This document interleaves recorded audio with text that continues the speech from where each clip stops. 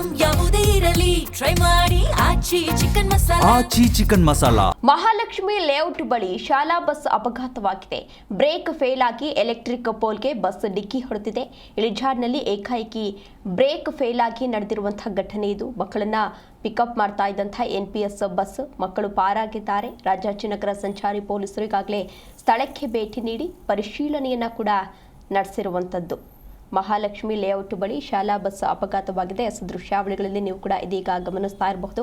Electric ಕಂಬ ಏನಿದೆ ಅದಕ್ಕೆ ಹಿಂದಿನಿಂದ ಬಂದು ಬಸ್ ಡಿಕ್ಕಿ ಹೊಡೆದಿದೆ. ತಕ್ಷಣವೇ ಅದರಲ್ಲಿ ಇದ್ದಂತಹ ಮಕ್ಕಳು ಎಲ್ಲರನ್ನೂ ಕೂಡ ಕೆಳಗೆ ಇಳಿಸಲಾಗಿದೆ. ಮಕ್ಕಳೆಲ್ಲರೂ ಕೂಡ ಪ್ರಾಣಾಪಾಯದಿಂದ ಪಾರಾಗಿದ್ದಾರೆ. ಸ್ಥಳಕ್ಕೆ ಈಗಾಗಲೇ ಅಧಿಕಾರಿಗಳು ಆಗಮಿಸಿ ಸ್ಥಳ ಪರಿಶೀಲನೆಯನ್ನು ನಡೆಸಿದ್ದಾರೆ.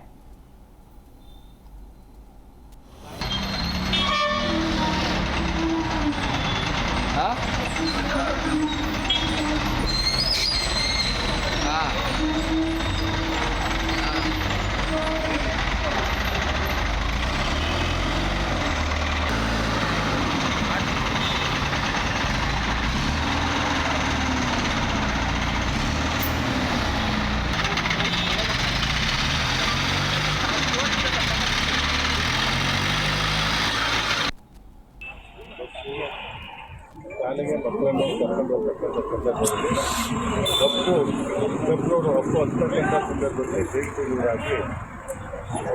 ಮುಂದೆ ಬಂದು ಸುಮಾರು ಒಂದು 60-70 ಮೀಟರ್ ಹಿಂದಕ್ಕೆ ಬಂದು ಕಂಬಕ್ಕೆ ಹೊಡೆದು ಕಂಬದಿಂದ ಮರಕ್ಕೆ ಹೊಡೆದು ನಿಂತಿರ್ತಕ್ಕಂಥದ್ದು.